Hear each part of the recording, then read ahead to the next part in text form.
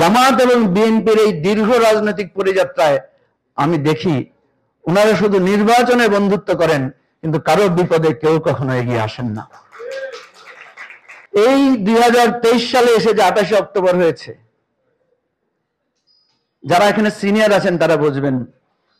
28 অক্টোবরে বিএনপির মিটিং আক্রান্ত হয়েছে, পাশে কিন্তু জামাতের মিটিং ছিল। তখন কিন্তু অনেকে বলেছিল যে জামাতের লোকেরা যদি একটু আগে আসতো তাহলে তো কিছুটা প্রতিরোধ গড়ে তোলা যেত, কিন্তু সেদিন জামাত নিশ্চিন্তে মিটিং করে গেছে, কিন্তু বিএনপির মিটিং সহ অন্যান্য আমরা যারা ছিলাম তাদের অফিস এবং মিটিং আক্রান্ত হয়েছে। এবার ঠিক বলবেন না?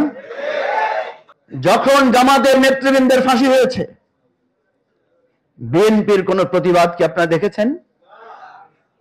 যখন খালেদা জিয়াকে গ্রেফতার করে নিয়ে যাচ্ছে, জামাত বা ছাত্র শিবিরের কোন মিছিল কি দেখেছেন? এবং আওয়ামী লীগ যে কত নৃশংস হতে পারে, কত ভয়ানক রকমের অত্যাচার করতে পারে, মানবিক মর্যাদা কত নিকৃষ্টভাবে ভুলুণ্ঠিত করতে পারে, তার প্রত্যেকটি প্রমাণ 28 অক্টোবর 2006-এর পরতে পরতে রয়েছে। আমি জামাতের নেতাদের দেখি, সেটা হচ্ছে রাজনৈতিক দূরদর্শিতা ঘাটতি হিসেবে দেখি। আরেকটা জিনিস দেখি, এখানে রিজভী ভাই হয়তো মন খারাপ করতে পারেন, সেটা হচ্ছে জামাত এবং বিএনপি যে দীর্ঘ রাজনৈতিক পরিক্রমা, আমি দেখি তাদের বন্ধুত্বের বন্ধন যে কত শিথিল। আপনারা একটা কথা জানেন, আমাদের সমাজে প্রচলিত আছে বিপদে বন্ধুর পরিচয়, কিন্তু জামাত এবং বিএনপির এই দীর্ঘ রাজনৈতিক পরিযাত্রায় আমি দেখি ওনারা শুধু নির্বাচনে বন্ধুত্ব করেন, কিন্তু কারো বিপদে কেউ কখনো এগিয়ে আসেন না। যারা ঠিক বলছেন তাদের জন্য আরো দুই একটা উদাহরণ দেই। এই 2023 সালে এসে যে 28 অক্টোবর হয়েছে,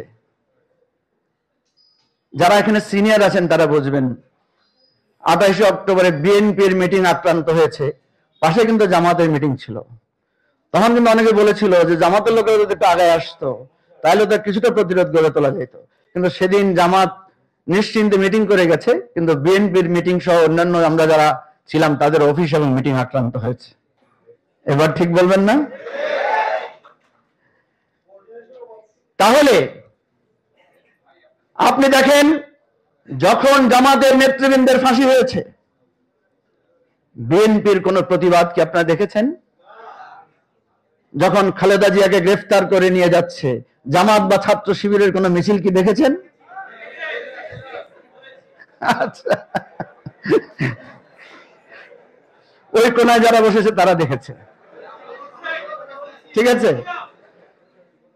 প্রিয় ভাই ও বন্ধুগণ, আমি চাই এই ধরনের রেসপন্ডিং ডিসকাশন হোক, কারণ 28 অক্টোবর নিয়ে শুধু আবেগের ফুলঝুরি হবে তা না, এটা আমাদের একটা রাজনৈতিক পর্যালোচনার বিষয় হওয়া উচিত। জামাত এবং বিএনপি যতবার ঐক্যবদ্ধ হয়েছিল ততবার আওয়ামী ফ্যাসিবাদের পরাজয় হয়েছে। যতবার জামাত এবং বিএনপি বিচ্ছিন্ন হয়েছে, বিক্ষিপ্ত হয়েছে, ততবার আওয়ামী লীগের উত্থান ঘটেছে, ফ্যাসিবাদের চরম প্রকাশ ঘটেছে। ইতিহাস ঘুরে প্রত্যেক পাতায় পাতায় এটা আপনারা দেখতে পারবেন। প্রিয় ভাই বন্ধুগণ, আমি সেই শহীদদের আজকে শ্রদ্ধা করে স্মরণ করি, যে যারা সেদিন অকাতরে অত্যন্ত নির্মমভাবে নিহত হয়েছিলেন। আমরা যারা নানাভাবে আহত হয়েছিলাম, আমাদেরও মৃত্যু হতে পারত, কিন্তু অলৌকিকভাবে আমরা হয়তো অনেকে বেঁচে গেছি। সুতরাং এই যে বারবার আমাদের কাছে অনৈক্য এবং অনৈক্যের প্রেক্ষিতে একটা রক্তাক্ত ইতিহাস সৃষ্টি হচ্ছে, সেটা আমাদেরকে ভাবতে হবে। সেটা থেকে শিক্ষা যদি আমরা না নিই, অনেকগুলো 28 অক্টোবর আসবে, অনেকগুলো 5ই আগস্ট আসবে, অনেকগুলো জুলাই বিপ্লব হবে, কিন্তু ঘুরে ফিরে আমরা আবার আগের জায়গায় চলে যাব। সুতরাং আমি যেটা মনে করি যে 28 অক্টোবর যথেষ্ট। ছাত্রলীগ, যুবলীগ, আওয়ামী লীগকে আন্তর্জাতিকভাবে সন্ত্রাসী এবং সন্ত্রাসবাদী দল, মানবতা বিরোধী দল হিসেবে ঘোষণা করার জন্য 28 অক্টোবর যথেষ্ট।